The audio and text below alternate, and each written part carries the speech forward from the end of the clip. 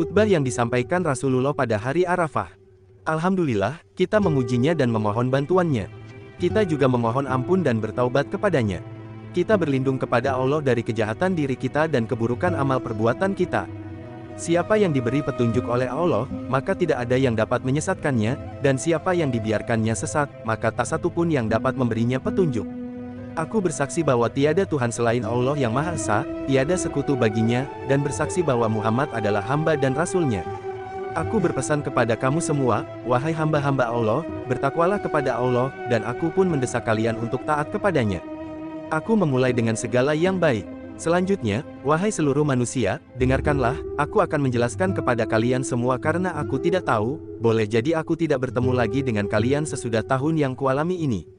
Wahai seluruh manusia, sesungguhnya darah kalian, kehormatan kalian, merupakan sesuatu yang terhormat terlarang diganggu, sampai kalian bertemu dengan Tuhan, kehormatan seperti terhormatnya hari yang kalian alami hari ini, hari Arafah di negeri haram.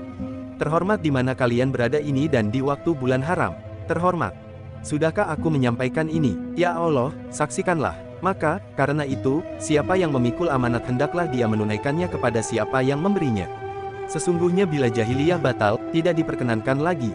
Tetapi, kalian berhak mengambil kembali modal kalian, dengan demikian kalian tidak menganiaya, tidak juga dianiaya.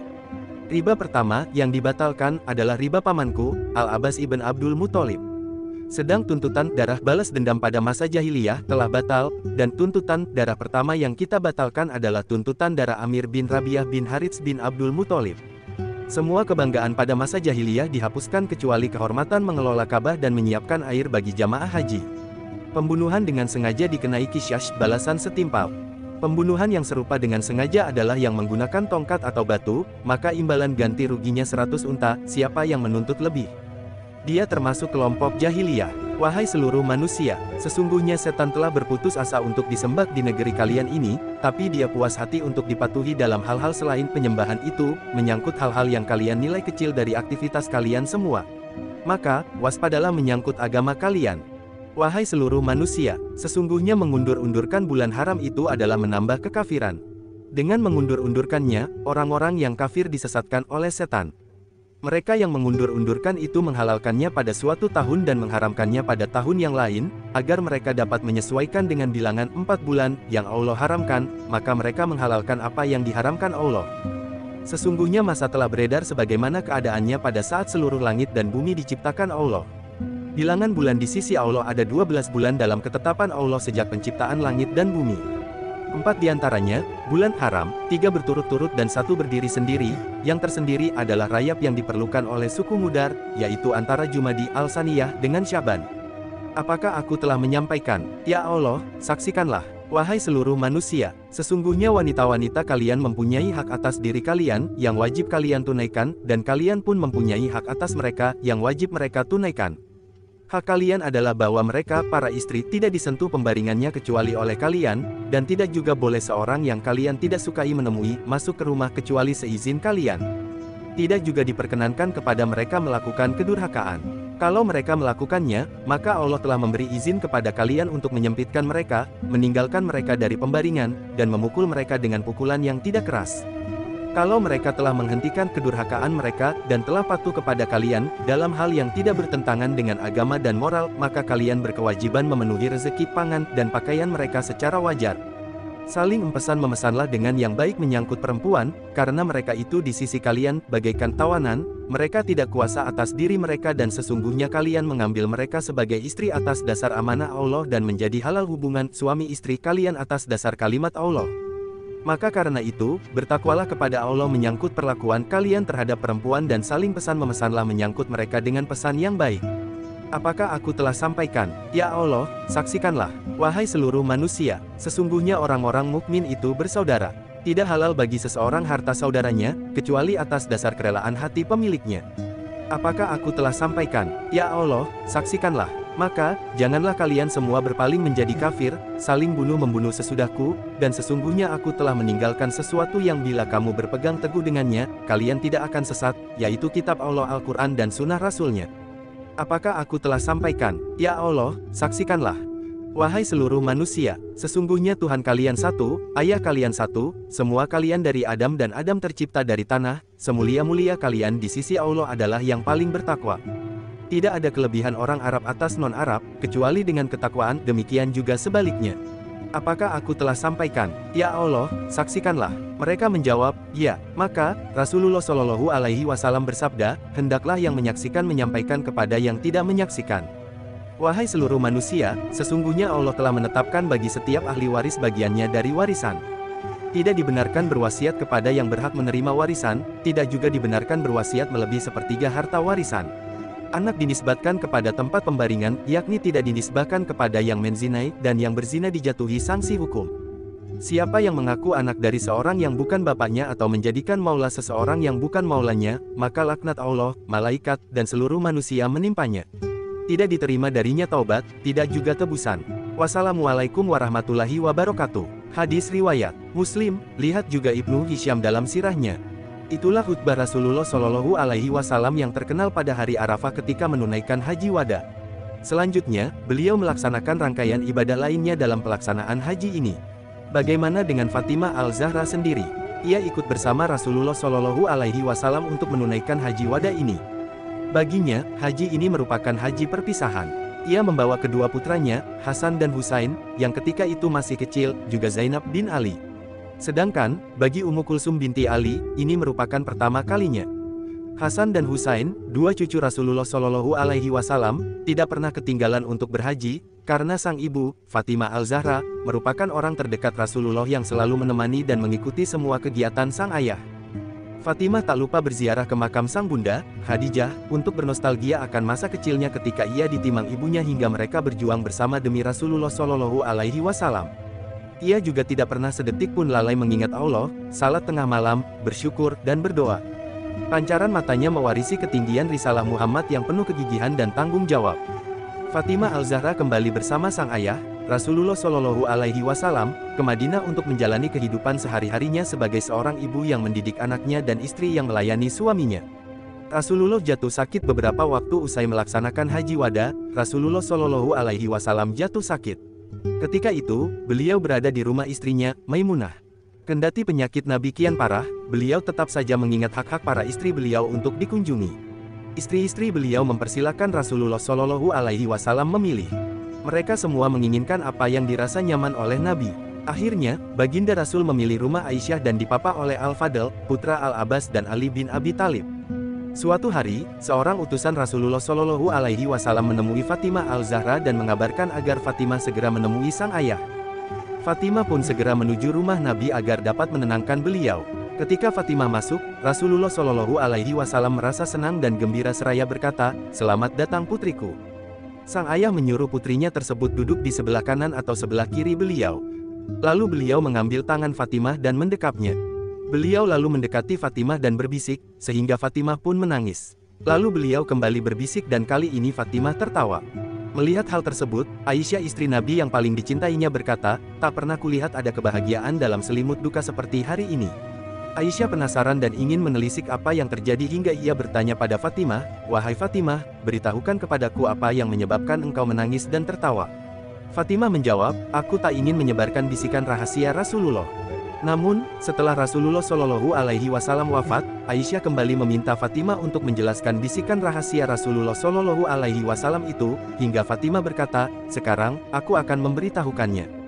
Pada bisikan yang pertama, beliau berkata kepadaku, Jibril alaihi salam menguji bacaan Al-Quran 1 kali setiap tahun, tetapi pada tahun ini Jibril mengujiku 2 kali.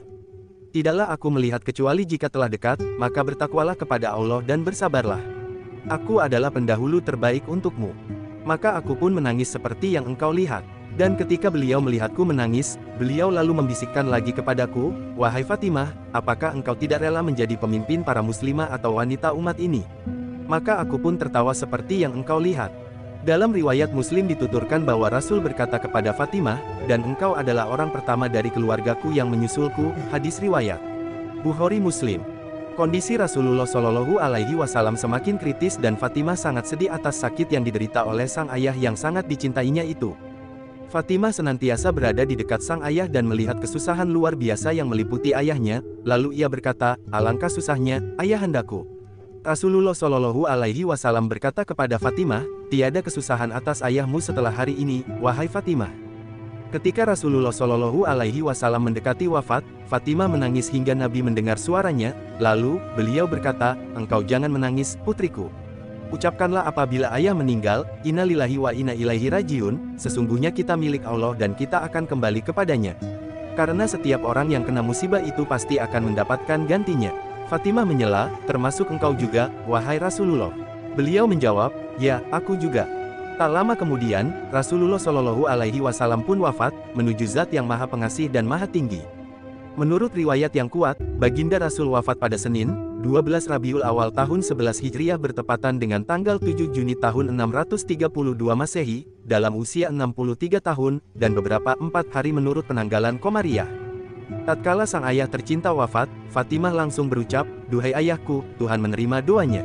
Duhai ayahku, surga Firdaus tempatnya. Duhai ayahku, kepada Jibril kami menyampaikan duka cita. Hadis riwayat Bukhari. Ali, suami Fatimah, sangat sedih dan pedih. Ia pun menangis seraya berkata, demi ayah dan ibuku, wahai Rasulullah. Maut telah menjemput, sungguh telah terputus dengan kematianmu sesuatu yang tidak terputus dengan kematian para nabi dan para rasul selain engkau. Engkau adalah pribadi yang istimewa karena engkau menjadi penghibur bagi yang lain. Engkau pribadi yang agung sehingga setiap manusia di hadapanmu sama. Seandainya engkau tidak menyuruhku bersabar dan melarangku untuk mengeluh, niscaya kami akan kebanjiran air mata atas kepergianmu. Penyakit datang dan mata terpejam, tetapi kami tak memiliki upaya untuk menolak dan tak mampu menghindar.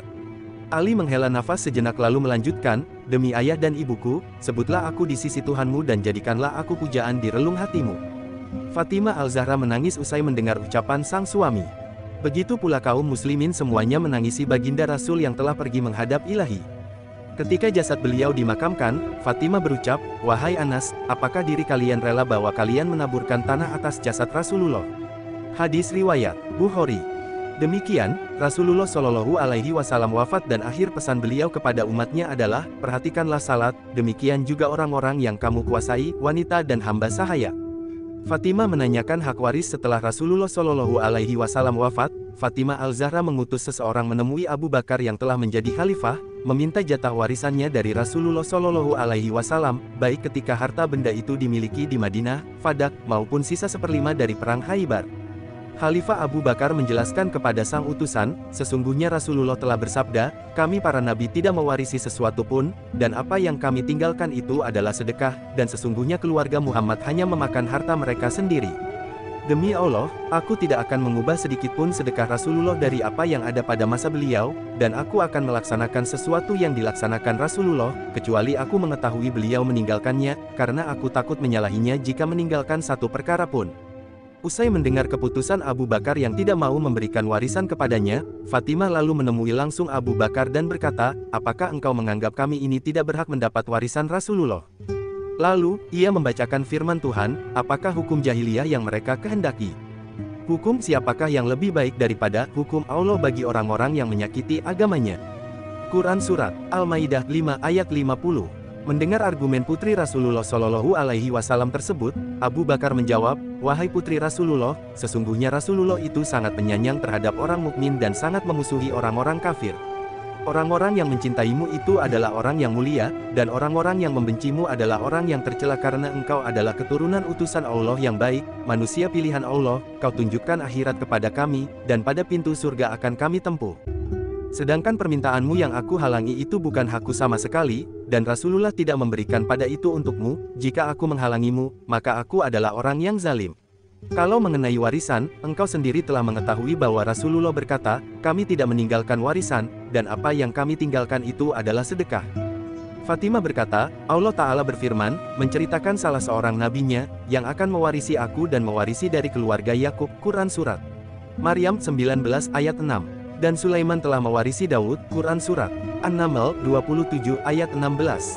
Dan engkau mengetahui, kalau kenabian itu tidak diwariskan, akan tetapi, yang diwariskan adalah selain kenabian. Lalu mengapa aku tidak bisa mendapatkan warisan ayahku sendiri? Jika memang Allah menurunkan hal itu dalam kitabnya, maka tunjukkanlah agar aku bisa merasa tenang. Khalifah Abu Bakar berkata, wahai putri Rasulullah, engkaulah orang yang paling paham dengan hujah dan risalah, aku tidak bisa menyanggah jawabanmu dan tidak akan mendukung kebenaranmu. Akan tetapi, Abu Al-Hasan, Ali, suami Fatimah sendiri telah memberitahukanku terhadap apa yang telah hilang darimu dan mengabariku dengan apa yang harus kau ambil dan yang harus kau tinggalkan. Kalau memang begitu kenyataannya, maka sabarlah menunggu kebenaran. Dan segala puji bagi Allah, Tuhan yang Maha Benar, ujar Fatimah. Ibnu Abi Al-Hadid, pensyarah Nahjul Balagha menuturkan bahwa ketika Fatimah Al-Zahra mengatakan hal itu, Khalifah Abu Bakar menangis dan berkata kepadanya, "Wahai putri Rasulullah, ayahmu tidak mewariskan dinar maupun dirham." Akan tetapi beliau berkata, "Sesungguhnya para nabi tidak pernah meninggalkan warisan sama sekali. Akan tetapi, fadak dihadiahkan Rasulullah kepadaku," bela Fatimah. "Siapakah yang menjadi saksi akan hal itu?" tanya Abu Bakar. Kemudian, datanglah suami Fatimah, Ali, Ummu Aiman, Umar bin Al-Khattab dan Abdurrahman bin Auf. Mereka semua bersaksi bahwa Rasulullah membagi fadak kepada putrinya, Fatimah. Lalu, Abu Bakar berkata, "Engkau benar wahai putri Rasulullah, begitu juga dengan Ali, Ummu Aiman, Umar dan Abdurrahman. Dan hal itu dikarenakan harta ayahmu diambil Rasulullah dari fadak sebagai kekuatanmu serta membagikan sisanya dan menggunakannya di jalan Allah. Lalu, apa yang akan engkau perbuat dengan harta itu sekarang?" "Aku akan menggunakan harta itu sebagaimana digunakan oleh ayahku," jelas Fatimah. "Doakanlah biar aku menggunakan harta itu sebagaimana ayahmu menggunakannya dahulu," ujar Abu Bakar. "Demi Allah, apakah engkau akan melakukan hal itu?" tanya Fatimah. Abu Bakar menegaskan, "Demi Allah, akan kulakukan hal itu." Fatimah kemudian berkata, "Ya Allah, saksikanlah." Selanjutnya, Khalifah Abu Bakar mengambil harta itu dan membayarkan kepada mereka secukupnya lalu membagikan sisanya. Hal ini dilakukan juga oleh Umar, Utsman, dan Ali. Dalam riwayat Al-Turmuzi, diceritakan bahwa ketika ada penolakan dari Abu Bakar, maka Fatimah ingin mengonfirmasi penolakan tersebut, lantas Abu Bakar berkata, "Aku mendengar Rasulullah berkata, kami, para nabi tidak mewaris. Akan tetapi, aku akan mengurusi keperluan orang yang dulu diurusi kehidupannya oleh Rasulullah. Aku juga akan memberi nafkah kepada orang yang dulu Rasulullah memberi nafkah kepadanya. Kalau demikian, engkau lebih tahu atas apa yang engkau dengar dari Rasulullah," ujar Fatimah. Ibnu Katsir yang mengomentari riwayat di atas, "Inilah yang benar, yang diperkirakan, yang sesuai dengan kondisinya, kepemimpinannya, ilmunya, dan dinnya, semoga Allah meridainya." Dengan demikian, agak mengherankan ketika ada riwayat yang menyebutkan bahwa Fatimah Al-Zahra sesudah kejadian itu marah terhadap Abu Bakar dan memboikotnya, tidak bicara dengannya, sampai Fatimah wafat, lalu Ali menguburkan istrinya itu pada malam hari dan tidak memberitahu Abu Bakar. Lebih jauh, Ibnu Katsir menjelaskan, Nabi itu tidak meninggalkan dinar, dirham, budak laki-laki, budak perempuan, kambing, unta, atau harta warisan apapun. Bahkan, tanah semuanya itu beliau tetapkan seluruhnya sebagai sedekah karena Allah, karena dunia dengan segala isinya itu lebih hina di hadapan beliau, sebagaimana dia juga hina di hadapan Allah daripada dia berusaha untuk mendapatkannya atau meninggalkannya sepeninggalnya sebagai warisan. Semoga sholawat serta salam tercurah kepada beliau dan saudara-saudara beliau dari kalangan Nabi dan Rasul, dengan salam yang banyak dan berterusan sampai hari pembalasan. Al-Bidayah wa An-Nihayah, 5/247. Hikmah dari kejadian tersebut adalah bahwa Allah menjaga para nabi dari mewariskan dunia, agar tidak menjadi syubhat bagi para pencela dan pemitnah kenabian mereka bahwa mereka hanya mencari dunia dan akan mewariskannya kepada ahli waris mereka. Wallahu alam. Wafatnya Fatimah. Sepeninggal sang ayah, dikatakan bahwa Fatimah Al-Zahra tidak pernah tertawa selama sisa hidupnya. Hal ini karena ia merana disebabkan kesedihannya terhadap ayahnya, dan karena kerinduannya kepada sang ayah. Ketika baginda Rasul sakit, beliau pernah memberitahukan kepada Fatimah bahwa dia adalah anggota keluarga Nabi yang pertama kali akan menyusulnya. Hari-hari pun berlalu, sementara Fatimah mengabdi di rumahnya untuk melayani urusan suaminya, menyempurnakan pengayoman kepada putra-putrinya. Hari-hari sepeninggal sang ayah dilalui Fatimah dalam kesedihan. Ia seringkali merenung kemudian pergi menziarahi kuburan ayahnya. Ia mengambil tanah kuburan itu dan menaburkannya ke wajahnya sendiri. Selanjutnya, ia berdiri dan menatap tajam, seperti menyampaikan salam perpisahan. Kadang-kadang, Fatimah terlihat menatap, menciumi, dan memeluk anak-anaknya seolah-olah tidak akan bertemu lagi. Suatu hari, Fatimah Al-Zahra menemui Asma binti Umais, istrinya Abu Bakar, salah seorang yang beriman lebih awal dan ikut berhijrah. Selain merasa tambah kurus, ia mengeluh tidak enak badan. Tiba-tiba, Fatimah menangis keras. Dalam bingung, Asma bertanya, "Apa yang membuatmu menangis, Fatimah?" Jawabannya sungguh mengejutkan. Fatimah disibukkan oleh rasa malunya sehingga ia selalu memikirkan apa yang akan terjadi pada dirinya setelah mati, suatu pikiran yang langka dipikirkan oleh manusia. Fatimah sering menangis mengingat nasibnya setelah mati, ketika ia sudah dimandikan dan dikafani, kemudian digotong di atas keranda kayu. Fatimah mengingat semua itu dan ia menangis karenanya. Asma binti Umais kagum mendengar penuturan Fatimah. Putri Rasulullah Shallallahu Alaihi Wasallam itu masih juga mengingat apa yang pernah ia ceritakan tentang kebiasaan orang Habsyi. Ya, Fatimah diberitahu bahwa penduduk di sana suka membawa mayat kerabat mereka di atas keranda dari kayu, ditutup dengan kain yang lebar dan tebal. Dengan kain itu pula, mayat dikafani. Fatimah ingin agar kelak setelah wafat, jasadnya diperlakukan seperti itu. Ia berdoa kepada Allah untuk Asma binti Umais dan meminta kepadanya untuk mengafaninya, semoga Allah menutupi kesalahanmu sebagaimana engkau akan menutupi jenazahku. Setelah itu, Fatimah mulai mempersiapkan hari yang dijanjikan, yaitu hari pertemuan dengan ayahandanya, Muhammad Rasulullah Shallallahu Alaihi Wasallam. Setelah 6 bulan berlalu dari wafatnya sang ayah, Fatimah jatuh sakit dan bertambah parah sakitnya. Ia tergeletak di rumah beberapa waktu, tidak terlihat keluar sama sekali. Namun, ketika kabar sakitnya sampai ke telinga Khalifah Abu Bakar, dia segera meminta izin untuk menemuinya. Sesampainya di rumah Fatimah, Ali berkata kepada Fatimah, "Ini Abu Bakar berada di depan pintu, apakah engkau mau mengizinkannya masuk? Apakah hal itu membuatmu senang?" tanya Fatimah. Ali menjawab, "Ya." Maka, Khalifah Abu Bakar pun masuk menemuinya dan meminta maaf. Fatimah pun memaafkannya. Selama sakit, Ali adalah orang yang senantiasa mendampingi, menghibur, dan menenangkannya seraya berharap ia segera sembuh. Fatimah Al-Zahra berwasiat kepada sang suami dalam sebuah pembicaraan privasi yang terjadi di antara mereka berdua. Fatimah berkata, "Wahai anak pamanku, aku telah memberitahu diriku sendiri, dan aku tidak melihat kondisiku sekarang ini kecuali aku pasti akan menyusul ayahku sebentar lagi. Aku akan wasiatkan kepadamu beberapa hal yang selama ini tersimpan dalam hatiku." Ali berkata, "Wasiatkanlah kepadaku apa saja yang engkau ingin wasiatkan, wahai putri Rasulullah." Ali duduk di dekat kepala sang istri. Dia menyuruh semua orang yang ada di rumah itu untuk keluar. Fatimah berkata, "Wahai anak pamanku, engkau tidak pernah berjanji dusta kepadaku dan tidak pernah menyembunyikan apapun kepada diriku. Aku juga tak pernah menyelisihi perintahmu sejak engkau menikahi aku."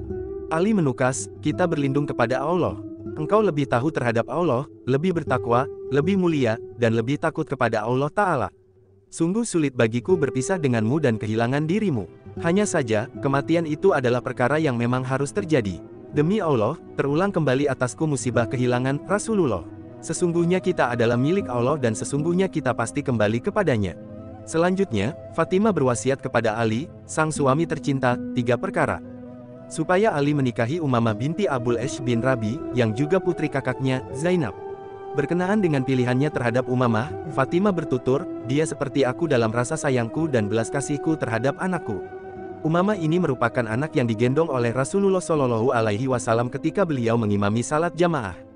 Supaya Ali menyiapkan keranda mayat yang dia pilih untuknya, seperti yang diutarakan kepada Asma binti Umais tempo hari. Hal ini diinginkan Fatimah karena rasa malunya yang sangat besar. Ia menganggap buruk bila jenazahnya hanya ditutup dengan kain di atasnya, hingga bentuk tubuhnya akan terlihat. Fatimah mewasiatkan kepada Ali agar membuatkan papan alas, lalu ditambahkan penyangga-penyangga untuk menopang pelepah kurma di atasnya, baru kemudian ditutupi dengan kain. Agar ia dimakamkan pada malam hari di Baqi. Jadi, sebenarnya, Fatimahlah yang berwasiat untuk dikuburkan pada malam hari, karena besarnya rasa malunya. Bukan karena Ali menguburkannya malam hari supaya Abu Bakar tidak ikut menghadiri pemakamannya, sebagaimana yang diceritakan oleh sebagian orang. Tak lama setelah itu, Fatimah menghembuskan nafas terakhirnya di pangkuan sang suami, Ali bin Abi Thalib. Ruhnya yang suci naik ke haribaan pemiliknya, bertemu dengan ruh ayahanda, ibunda, dan saudaranya di surga, Iliyin, mengikuti ruhnya para nabi, syuhada, sidikin, dan orang-orang saleh. Alangkah beruntungnya mereka berada dalam kasih sayang Allah. Fatimah wafat pada malam Selasa bulan Ramadan tahun 11 Hijriah, pada usia 29 tahun. Sedangkan, menurut versi Syiah, Fatimah wafat pada hari Senin, 3 Jumadil Al-Saniyah tahun ke-11 Hijriah, tahun wafat ayahnya. Rumah Abu Bakar dihadiri semua orang yang mengurusi jenazah Fatimah. Istrinya, Asma binti Umais, berdiri untuk memandikan tubuh yang suci itu bersama suaminya, Ali, sesuai wasiatnya. Demikian juga dengan Salma Ummu Rafi, bekas budak perempuan Nabi yang dulunya termasuk budak Safiyah binti Abdul Muthalib, bibi beliau. Lalu, dia menjadi budak Nabi dan beliau pun memerdekakannya. Ali, suami Fatimah, mengimami salat jenazah untuknya. Ada pula riwayat yang mengatakan bahwa yang mengimami adalah Abbas, pamannya. Ada lagi yang menyatakan bahwa Khalifah Abu Bakarlah yang mengimaminya. Ali turun ke liang lahat untuk menguburkan jenazah sang istri tercinta. Hatinya luluh lantak dilanda kesedihan. Kedua putri Fatimah, yang dinamai sesuai nama saudaranya, yaitu Zainab dan Ummu Kulsum, menangis tiada henti. Kedua putranya juga berkalang duka. Sebenarnya, suami Fatimah, Ali ibn Abi Thalib, sudah diberitahu jauh-jauh hari oleh Rasulullah Shallallahu Alaihi Wasallam tentang wafatnya sang istri tercinta. Beliau berkata kepada Ali, "Kelak, jika putriku, Fatimah, telah tiada, wahai Ali, maka akulah yang akan pertama kali menerima jasadnya di liang lahat." Ketika Fatimah wafat menyusul sang ayah, Alilah yang memasukkan jenazah istri tercintanya itu ke liang lahat. Terlihat Ali menangis terisak-isak sehingga putranya, Hasan, berkata, "Wahai ayahku, gerangan apakah yang membuat dirimu menangis sedemikian rupa?" "Wahai putraku Hasan, aku teringat pesan kakekmu, Rasulullah Shallallahu Alaihi Wasallam," ujar sang ayah. Beliau berkata, "Kelak, jika putriku Fatimah telah tiada, wahai Ali, maka akulah yang akan pertama kali menerima jasadnya di liang lahat." Ali diam sejenak lalu melanjutkan, "Dan, demi Allah, wahai Hasan putraku, aku melihat tangan kakekmu Rasulullah Shallallahu Alaihi Wasallam menerima jasad ibumu, Fatimah. Aku melihat kakekmu, Rasulullah Shallallahu Alaihi Wasallam, menciumi wajah ibumu, Fatimah." Sayyidina Ali kemudian berkata, "Wahai Rasulullah, kini aku kembalikan amanah yang telah engkau berikan kepadaku. Aku kembalikan belahan jiwamu, yang setiap engkau rindu akan surga, engkau cium wajah suci putrimu." Riwayat tentang wafatnya putri tercinta Rasulullah Shallallahu Alaihi Wasallam juga dituturkan dengan pilu oleh Muzaffar Ozak Al-Jerahi, seorang syaikh dan cendekiawan Muslim asal Turki. Dalam kitabnya Irsyad, Wisdom of a Sufi Master, terbitan Peer Publication. Syaikh ini merupakan pengkaji naskah-naskah kuno dan memiliki toko buku. Ketika remaja, ia pernah bermimpi berjumpa dengan Nabi Shallallahu Alaihi Wasallam. Ia digelari Syaikh Persaudaraan karena memiliki ilmu yang sangat tinggi. Penulis mencantumkan tulisannya ini hanya sebagai perbandingan saja. Setelah Rasulullah memperoleh kehormatan di alam ukhrawi, Fatimah tidak mau makan atau minum. Ia melupakan segala candaria dan kebahagiaan. Sepanjang siang dan malam ia menangis mengenang ayah tercintanya yang telah wafat. Fatimah mengisi waktu dengan air mata dan menarik nafas panjang seolah ada sesuatu yang menekan perasaannya dan tidak ada sesuatu pun yang mampu menghapus kesedihannya. Sesaat setelah Fatimah menyelesaikan pekerjaan rumah dan merawat suaminya, Ali, dan putra-putri mereka, ia kembali meneteskan air mata dan bergumam, "Duhai ayah tercintaku, mengapa engkau meninggalkan Fatimahmu?" Sekitar 6 bulan berlalu dalam situasi seperti itu. Fatimah menjadi semakin kurus. Suatu malam, ketika ia menangis terseduh, ia mendengar suara dari luar memanggil-manggil. "Duhai putri tercinta Rasulullah, duhai putri tercinta Rasulullah." Ia mengintip keluar, ia mengetahui bahwa suara yang didengarnya adalah suara seekor unta yang dijuluki Al-Adba, milik Rasulullah Shallallahu Alaihi Wasallam, tetapi telah kabur dari Madinah setelah beliau wafat. Kepergian Nabi membuat Al-Adba, sang unta seperti kebingungan. Ia kabur ke pegunungan dan padang pasir. Beberapa hari kemudian, ia datang lagi ke Madinah dan berdiri di pintu gerbang Masjid Nabi. Memandangi ruang tempat salat Rasulullah, tetapi ia tidak menemukan Rasulullah. Ia meringkik dan mengeluarkan suara yang dalam, mengusap-usapkan mukanya di tanah, lalu meneteskan air mata dan kemudian unta tersebut berlari lagi menuju padang pasir yang sunyi. Kini unta ini telah tiba di depan pintu rumah Fatimah dan berbicara dengan bahasa yang fasih, "Wahai putri Rasulullah, mudah-mudahan Allah berkenan memberikan kedamaian kepada Anda. Ayah Anda pergi meninggalkan dunia ini, aku dilarang makan dan minum. Dambaku terhadap Rasulullah Shallallahu Alaihi Wasallam makin tinggi.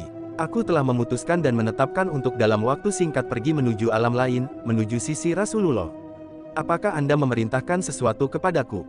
Fatimah menangis terseduh. Ia merangkul leher unta, mencium kedua matanya seraya berkata, "Wahai Adba, ucapkan salam kepada ayahku." Fatimah, cahaya mata Rasulullah, tidak mampu lagi menanggung keterpisahan ini.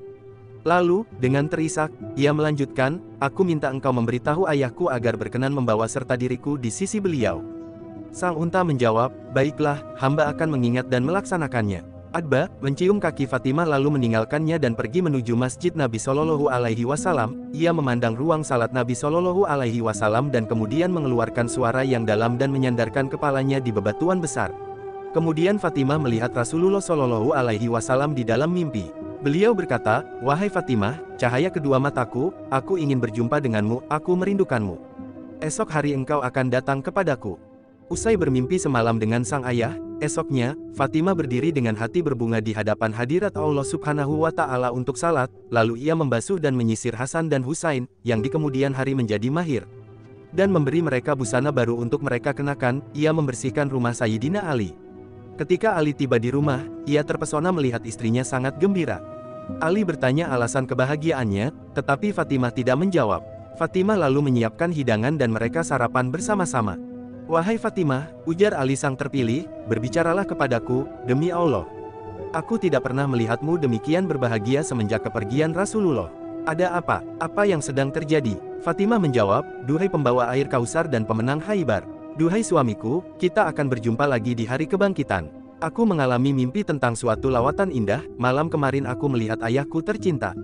Beliau memanggilku agar aku berada di sampingnya, dan hari ini aku minta izin kepadamu. Aku minta engkau membebaskan aku dari kewajiban-kewajibanku dan aku menyerahkan diriku kepada Allah dan selanjutnya kepadamu tentang pengasuhan anak kita, Hasan dan Husain.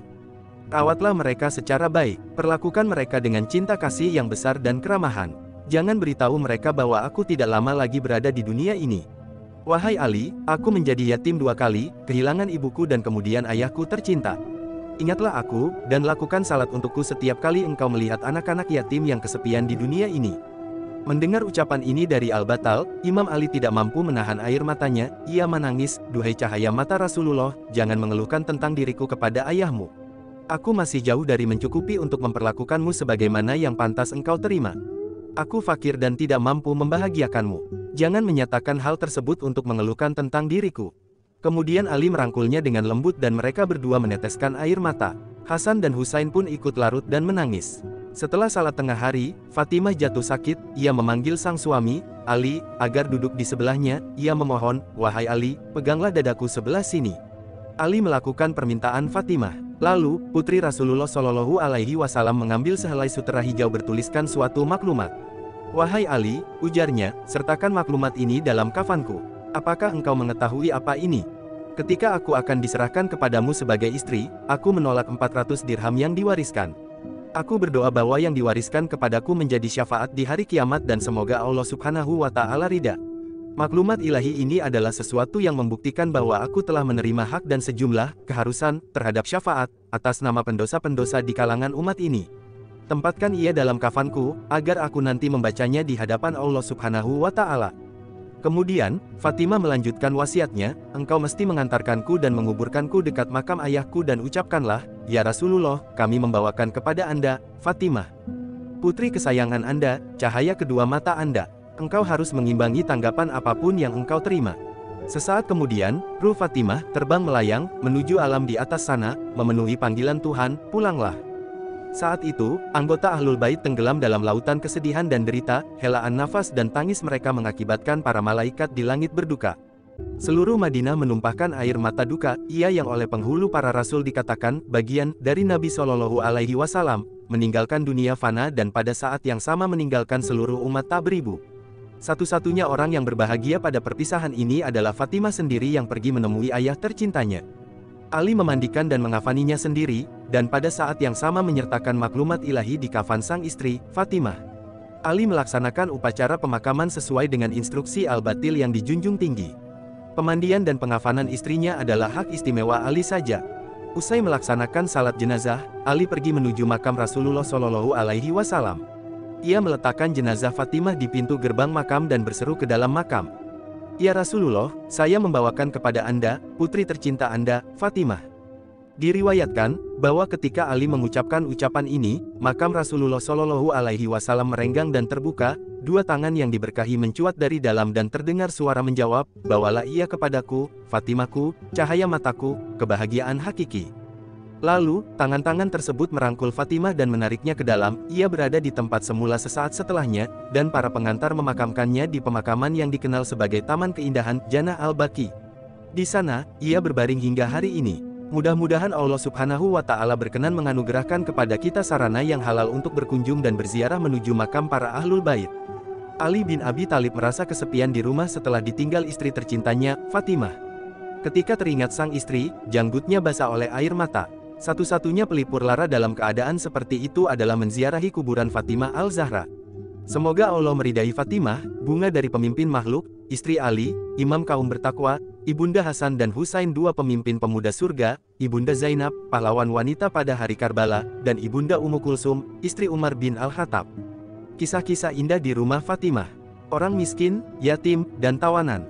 Allah Subhanahu wa Ta'ala berfirman dalam Quran Surat Al-Insan 76 ayat 8-10, dan mereka memberikan makanan yang disukainya kepada 66 orang miskin, anak yatim, dan orang yang ditawan, sambil berkata, sesungguhnya kami memberi makanan kepadamu hanyalah karena mengharapkan keridaan Allah, kami tidak mengharap balasan dan terima kasih dari kamu. Sungguh, kami takut akan azab Tuhan pada hari ketika orang-orang berwajah masam penuh kesulitan. Sebagian ahli tafsir menuturkan bahwa sebab turunnya ayat di atas adalah berkenaan dengan keluarga Fatimah. Kisahnya sebagai berikut.